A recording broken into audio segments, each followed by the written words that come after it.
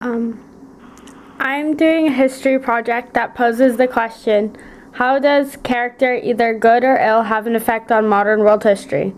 To evaluate the subject, I've researched Adolf Hitler, Joseph Stalin, and Saddam Hussein, all of whom I consider to have poor character. I decided to interview soldiers with first-hand experience in seeing the consequences on the average person who lived through the trying times of these leaders. During my research, I read a book called Night by Elie Wiesel and began to understand the plight of the Jewish people through his experiences, and am interested in adding what you saw and experienced. I am planning to ask you open-ended questions and welcome all of your thoughts as they come to you. Okay. Please introduce yourself and tell me what branch of the armed services and wars that you served in. I was drafted when I was 18 years old from my home on a farm in Utah, where I used to milk cows before I get the school bus to go to school. I was 15 years old when Japan attacked Pearl Harbor, and we were at war. I knew about a very bad man, Adolf Hitler, who was invading Austria, Poland, Czechoslovakia, Yugoslavia, Netherlands, Belgium, Low Countries, France, and he was fighting with England. Then the war came with the United States and Japan. And then, as I graduated from high school, I was inducted into the United States Army. I was trained as a machine gun operator. And we were planning at first to go to the South Pacific. I was stationed at Camp Cook, California, when that took place. All of a sudden they said, turn in your summer uniforms. We're giving you winter uniforms, and go get on that train. Now, before that, a young man by the name of Jimmy DeMarco from Boston, who had trained at another base, came to work with me. The sergeant said, you two are machine gunners. Now learn to do that together. It was a big, heavy machine gun that took 2 men to operate.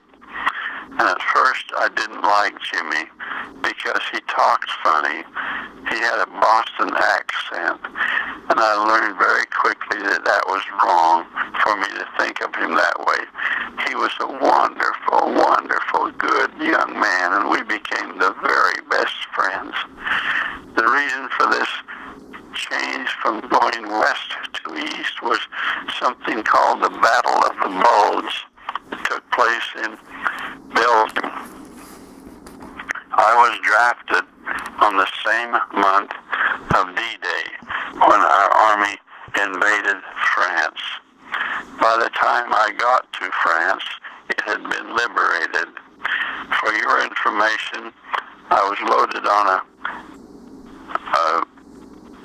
troop ship, very large troop ship, with bunks made out of steel and canvas for 3,500 soldiers, but they loaded 7,000 of us aboard. That means we had to take turns sleeping, and we had to take turns eating. We only got 2 meals a day for the 8 days that it took to cross the Atlantic Ocean. We arrived at Le Havre, France. France had been liberated, and the front line was right down the Rhine River. The enemy was on the other side, the east side. We're going to be attacking from the west. My new commander is General George S. Patton. We called him Old Blood and Guts. His guts, our blood, but he was a wonderful, very good general. So we had to go on a train from Le Havre, France, to get to the front line. And they loaded us in boxcars, just exactly like the ones that the Jews were shipped to the camps in. Only they didn't lock the doors and they didn't cram us in. And so we're traveling along. It's in winter time. There's snow on the ground. Most of the railheads have been bombed out, so we go through the Low Countries, I think someplace near Amsterdam. And the little girl came walking out to the train. I looked at that little girl, and she had such tiny little legs and such tiny little arms. And when I looked in her face, her cheeks were sunken, and I realized that she was starving. I looked down at her, and she held up a piece of money, and she said, "Chocolate." I had 2 pieces of chocolate in my pocket, which I gave to her. And then the train started up, and I never saw her again, but I made up my mind I would do everything I possibly could to overcome that evil that had put that little girl in that terrible condition. I've never forgotten the sight of that little face, sunken in cheeks, large dark eyes, starving. We arrived at the front line at Remagen, right on the Rhine River.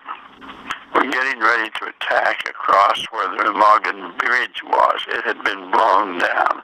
It was a big steel bridge with railroad tracks on it.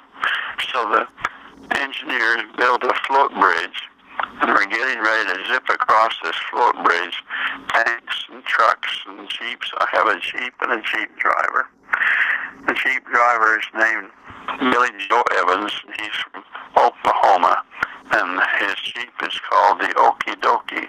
And I sit beside him with a machine gun on the dashboard, and we pull a trailer with lots of supplies and ammunition, and other men who carry the ammunition for the machine gun. And the orders came, and it's 5 o'clock in the afternoon, it's raining, and we head across that bridge under fire. They're shooting at us. I've been so scared in all my life. We get across the other side, we hit the dirt on a little sort of a rise. The shells are being dropped on the men, and I can hear them scream when they get hit, calling for the medics. And I feel sure I'm going to be the next one to get hit. But I didn't. And then the order's going to come that we should go over the top and attack the little town of Siegburg. And when that order came, I hesitated. My dear friend, Jimmy DeMarco from Boston, did not. And he was killed instantly by a huge shell. The Germans had depressed their anti-aircraft shells and were using them as anti-personnel weapons. I'm not sure I remembered what happened after that. I was so angry, so grieving, and so scared, and so upset over what was going on. But I guess what that old sergeant trained me to do kind of just said went pretty good, because I remember we attacked and captured a munitions plant in Dusseldorf. And I was guarding 2 prisoners. They were sitting on the floor with their backs to the wall and their hands over their head. These are German prisoners in German uniform. One of them was younger than I was, and he was crying. All of a sudden, there's a counterattack. We're surrounded. We've got to fight our way out. And my lieutenant came rushing to me and said, "Hymus, shoot those 2. I said, "But sir, they've surrendered." He said, "I don't care. Shoot them. That's an order." What would you do if you were me? I knew that if I disobeyed an order, particularly in combat, I could be court-martialed, and the penalty would be very severe. But I thought of a higher authority, and I said, "Sir, I will not." Well, he grabbed my rifle and shot those 2 prisoners. And I can tell you this story now because in that battle, I lost my commander. I didn't get to tell the story, and so I didn't go to trial. What I can't tell you about, we fought our way Germany, house to house sometimes, city to city, village to village. We came to getting ready to attack the city of Weimar in East Germany. It's a beautiful city. We don't know if there's any enemy there. It's all quiet. Our commanders, looking through their glasses, said, down through the trees on the left, there's some kind of a large wire enclosure. Maybe it's a prisoner of war camp. You 4 machine gun operators, go check that out. If there's any shooting, we'll come and support you. So we went very stealthily down through the trees, very quietly. When we got to this fence, it was about 14 feet high, and the barbed wire was mounted on the insulators, so I knew it was electrified, that we mustn't touch it. On the left, I could see a big brick building with a tall chimney. On the right, there was a guard tower, but there was no one in it. And behind the fence, there were these ugly huts, kind of like little barns, all lined up, but there was no one standing around. We had what we called a Bangalore torpedo. That's a long tube, about 6 feet long. We had 2 of them. They're filled with explosives. You can screw them together, which we did, and then slide it under the fence. When you set off the explosives, the sharp metal shards cut the wires so we could get in. That's exactly how we entered Buchenwald concentration camp. I'd never heard of such a place. I didn't know it even existed. Then we ran to, well, first, out of the brick building, there came a bunch of SS guards. I know their uniforms. I'd say about 14 of them, and we took them all out. Then we ran to each of the little huts, opened the doors. You can't imagine what we saw inside. We said, come out, you're free. Come out, you're free. They didn't understand our language. 2 little arms came out and wrapped around my legs, and another starving face looked up at me and said, Americani? Yes, yes, we're American. You're free. Come out. The orders came that we were to touch nothing, only help those who we could. All of our doctors and all of our nurses came to see what could be done, what could help. I have seen piles of human bones about 6 or 8 feet high. I have seen hundreds of naked, rotting human bodies stacked like cordwood, waiting to be burned in the crematorium, the brick building, which has 6 furnaces especially made to burn bodies. The smell, I cannot describe it to you. I can only say it's the smell of burning flesh. General Patton and his staff came. General Eisenhower and his staff came.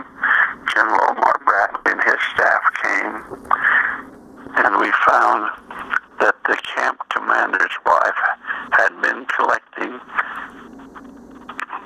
tattoos from the prisoners, which she had made into parchment and lampshades for souvenirs, and all kinds of terrible, terrible things.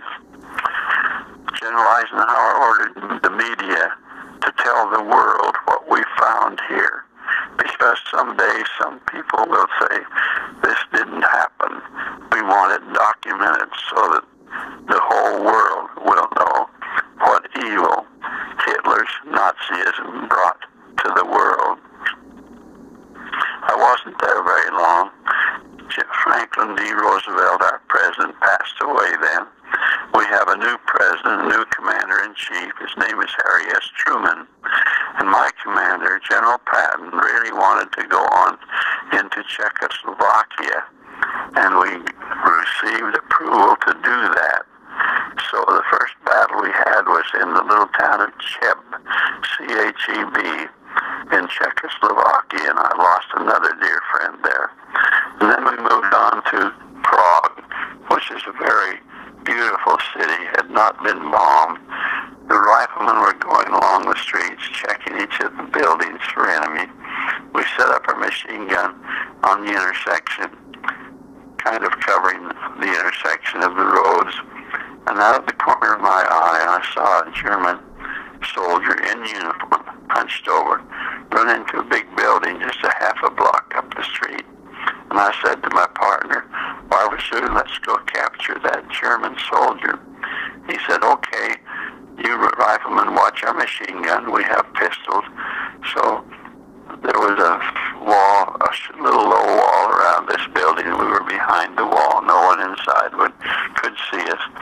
My partner, Arbazu, ran around to the back, and when I heard his bird call, now we'd practiced this many times in maneuvers. We know just how to do it. When I heard his bird call, he was ready. He crashed into the back, and I crashed into the front. And you shoot the first thing that moves, then you're being careful not to move. Nothing moves. This building was filled with SS officers and men, and German soldiers, German Air Force officers, Gestapo people. They were all in the process of changing out of their military uniforms into civilian uniforms, and they were going to fade back into civilian life. And we caught them right in the very act. The commander was an SS colonel. He was standing there with his hands over his head. I'd frisked him, and I found an American pistol inside of his coat. So I was very angry. I pushed my pistol up his nose, and I almost pulled the trigger because he said to me in the very clear English, "American uniforms are not very pretty." Well, I was covered with mud and blood and I don't know what all. I nearly pulled the trigger, but then I remember a higher authority. He's my prisoner. So I took off his armband that had a swastika on it. I took off all his medals, and I have them, and I show them to folks when I make a presentation. We rounded them all up, disarmed them all, counted them off. We had captured 91 prisoners, and for that I was awarded the Bronze Star for valor. Then we went on to the little town of Pilsen. There was no fighting. It's a warm summer night, and I'm on guard. There's an intersection we're supposed to be guarding. If anybody comes by, we were supposed to say, "Halt, who goes there? Give the password." And if they knew the password, we knew they would be Americans. But we had met the Russians who came from the West, and they were very mean soldiers. They went out with long knives at night, and they took anything they wanted. We were forbidden to associate with the civilians any place. We were forbidden to take and loot anything out of the houses that we were in. If I did that, I would be fined 2 months' pay. I was earning $21 a month plus $5 overseas. I never did that. Anyway, we're out there in the dark of night. We didn't take the machine gun. We were just seeing pistols and talking quietly when I hear footsteps coming. Before I could do anything, my partner, Johnny Short, from California, jumps up and begins firing. And they fired back. I'm flat on my belly. I didn't get hit. He didn't get hit. It's all quiet now. He's out of ammunition. He said, "I got to go get more ammunition." So he fades back into the rear echelon. I'm there all by myself. I can hear some heavy breathing. I wonder if someone got hit. I thought if I could get a little closer and find out who it was, it might be a German, it might be a civilian, it might be an American.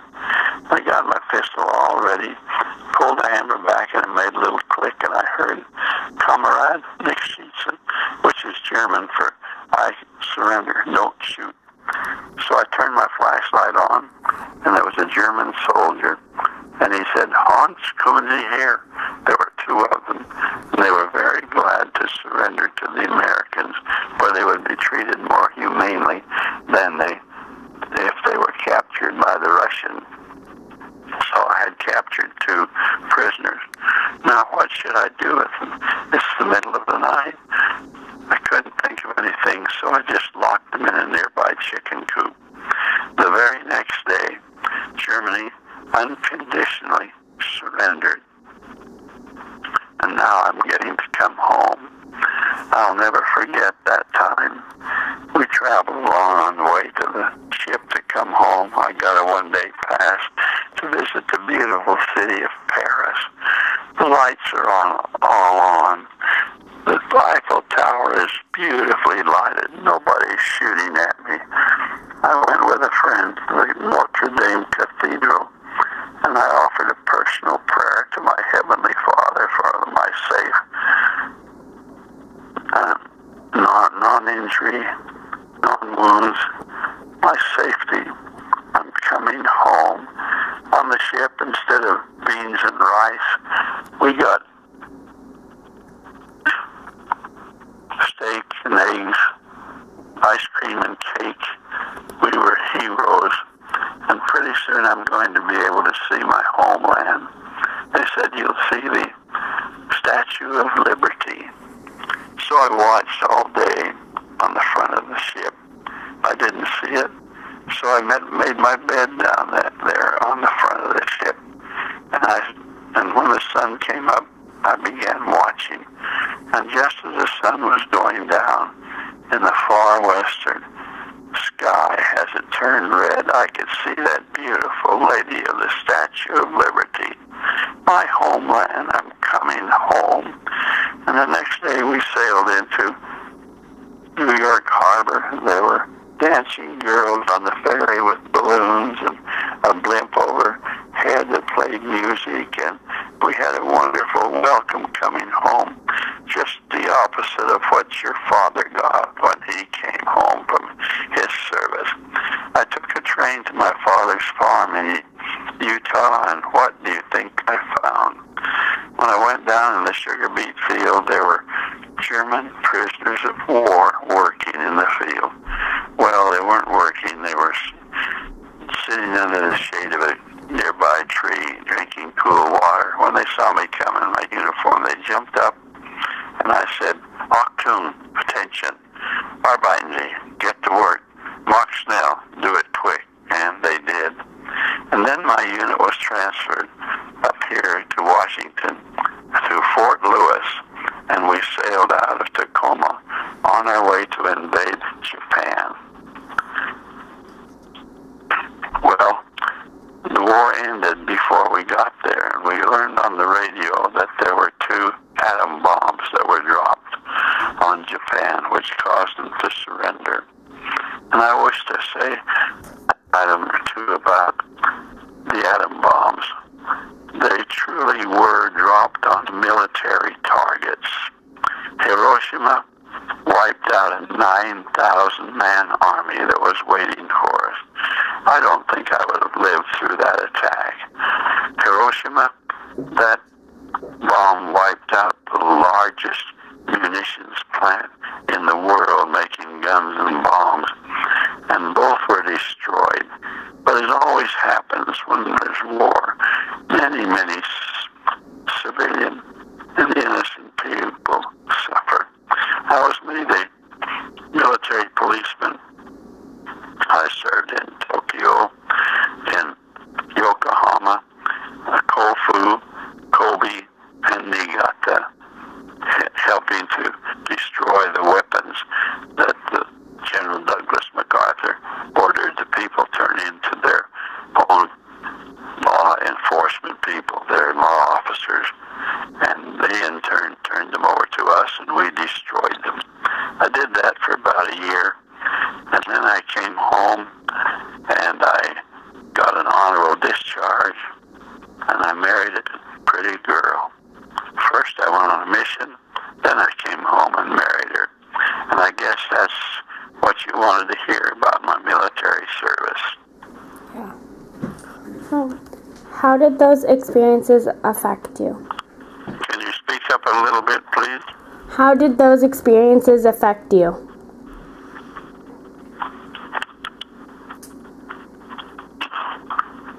I was affected like your grandpa was. I couldn't get those sights, sounds, and awful scenes out of my mind. But I learned that talking about it helped. And every time I talk about it, including my talking to you, it's a healing process for me. And I thank you for that. Do you think the character of the political leaders had an impact on modern world history? Do I think what? The character of political leaders had an impact on modern world history? Oh, yes, indeed. Do you have anything else you would like to add? I just hope you get an A. Okay. Thank you for sharing with me. You're welcome.